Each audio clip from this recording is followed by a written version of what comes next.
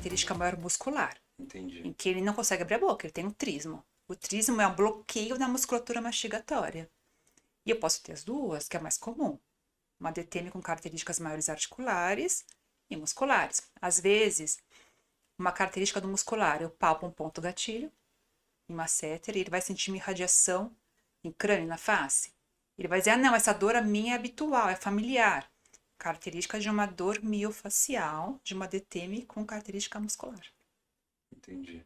Entendeu? Mas aumentou muito ultimamente pelo estresse. Clássico. Porque a DTM ela é multifatorial. Certo. Eu não posso falar que é uma causa apenas. Então pode ser... Dificilmente é uma causa. Dificilmente. O Multifatorial. corpo é imenso, né? Incrível. O termo DTM é ter um guarda-chuva, que engloba muitas coisas. Eu sigo muito o que o Watkinson fala, que é um dentista americano, assim, é o papa da DTM e da oclusão. Todos os meus estudos são com ele, que eu acho que eu estudo, né? Tudo o material dele. E ele fala que tem várias causas de uma DTM. Eu posso ter uma oclusão, uma das causas. A oclusão não é causa nenhuma de uma DTM. Tá. Eu posso ter também microtraumas, o bruxismo, um hábito parafuncional. Eu tô aqui com você com a mão no queixo, eu tô aqui com você conversando, apertando os dentes. É um microtrauma. Eu posso ter um macrotrauma. A gente brinca e a gente fala, uma criança que caiu, bateu o queixo e não teve fratura, pode ser um adulto que venha ter uma DTM. Porque gerou um trauma na Eu região. posso ter um macrotrauma que pode depois no futuro aparecer, porque é multifatorial, não é só isso. Eu tenho também o estresse. O estresse é um grande causador que eu posso estar desencadeando uma DTM. Mas além de tudo isso, a adaptabilidade biológica do indivíduo. Então tem a parte genética, tem a parte hormonal. Mulheres são mais predispostas a ter DTM pela variação do estrogênio, Do estrógeno. Não, tranquilo. do estrógeno no corpo. Essa oscilação irrita mais o gânglio trigeminal e pode aumentar mais as dores orofaciais também. Então as mulheres têm mais chance de desenvolver. Ponto. Tem mais chance e tem vários fatores. Tanto mulheres em fase de gestação, quanto mulheres em fase de ovulação, quanto mulheres na menopausa. De que idade a que idade? Todas as idades podem ter. Começou a já menstruar, já pode estar predisposto a ter mais ETM. Poxa. Mas as mulheres também na menopausa, mais ainda. Mais ainda, potencializado. Potencializado. E os homens? Os homens não... geralmente nas pesquisas, eu acho que homens sempre é uma minoria. Não dá para dizer o quanto que vai. Mas não vai ter a variação hormonal. Os homens que eu vejo é mais pelo estresse. Tem uma relação com o bruxismo bem forte associado também. É mais forte ou mais fraco no homem e na mulher? Ou independente disso? Como assim? A DTM, a disfunção, ela pode ser mais forte no homem, mais forte na mulher? Ou indiferente disso? Não, é indiferente, mas de estatística, o grupo que pega mais são as mulheres. Eu acho que é uma proporção de 8-2, isso eu não tenho que ver nas pesquisas mais atuais como é que estão, mas geralmente a mulherada é a que mais tem, porque é pela parte hormonal. E aí como que resolve esse problema? É muito manejo, é muita orientação. Então a gente vai ter que abordar outras formas da mulher. Então, como tem a característica emocional muito forte, não é só o hands-on, que é o que a gente faz no consultório, mas é muita orientação. Desde orientação de hábitos de vida, de alimentação, atividade física, de mindfulness, de meditação, tudo isso é necessário também, e mais forte ainda nas mulheres. Mais forte. Qual desses você diria que é pior?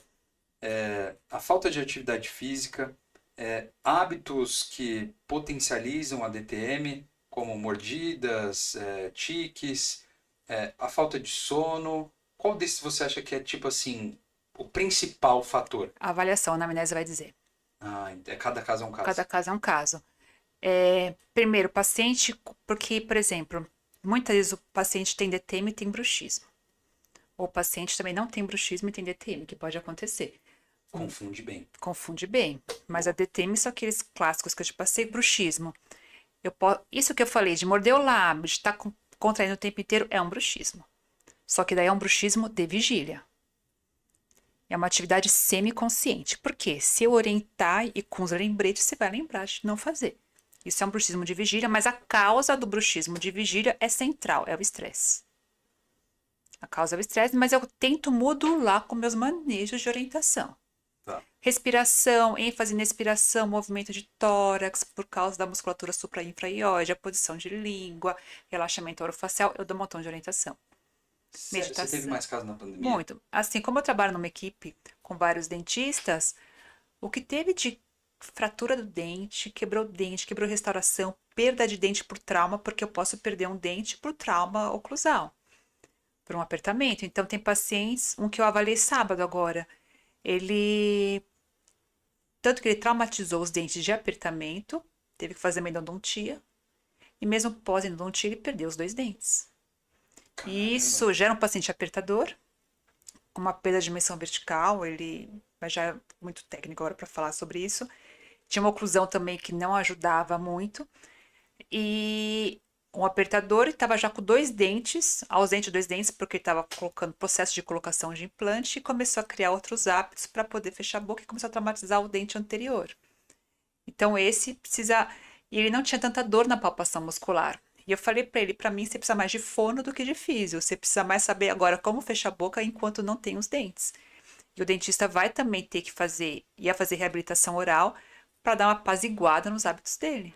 Então é uma equipona, assim. Não é só uma pessoa que vai Não, resolver. Na maioria das vezes é multidisciplinar ou transdisciplinar. transdisciplinar. O transdisciplinar é que o paciente é o principal que a gente põe na mesa. E não é Entendi. só indicar, a gente tem que conversar com todos os profissionais. Eu converso com o psicólogo, eu converso com o educador físico, eu converso com o fono, eu converso com o dentista, com o médico, com o Médico, psiquiatra, eu converso com todo mundo. todo mundo para ter um feedback É, mais porque o preciso. mais importante é o paciente. Então a gente tem que conversar como é que ele está evoluindo. Sim, sim. Qual é a Como é relação? que a fono vai dar estrutura para uma língua, uma força, um selamento labial de um crânio que está na rotação posterior. Ou seja, físio antes. A fisioantes para dar mobilidade e condições para a fono depois trabalhar com a função. Entendi. 3 exercícios simples aí pra galera. Principal exercício, tem até no meu YouTube, que eu acho que é o que mais tem no YouTube. Depois eu dou o link, que eu agora nem lembro, Ana Carolina Farias Cap, uma coisa assim. Que tem um exercício que é ponta da língua na ranhura. Vou passar aqui, tá? Jonks. Boa. Jonks ela lembrou. O Jonks, eu lembrei. Ponta da língua nas ranhuras, que é na incisura palatina. Com uma leve pressão no polegar, no mento. E eu vou abrir e fechar a boca. A língua não pode estar baixa, ela tem que estar na papila incisal. Certo, Esse movimento, ele vai estar trabalhando mobilidade de côndilo, vai ajudar a lubrificar também a articulação. Boa. O outro, mobilização crânio-cervical. Por quê? Eu quero ter uma boa relação crânio-cervical para uma melhor relação mandibular. Eu falo que é o sim, ou sim, senhora. Sim, senhora. Gostou? Tem que estar bem Mano. sentado, tá? E você vai apenas descer a mandíbula. Então, a maioria dos pacientes eles estão aqui, com uma rotação posterior de crânio. Eu quero dar mobilidade. Desceu o nariz, 10 graus. Aqui eu estou em mobilidade de C0, C1. Eu não quero ter fixações, tem que ter mobilidade o corpo.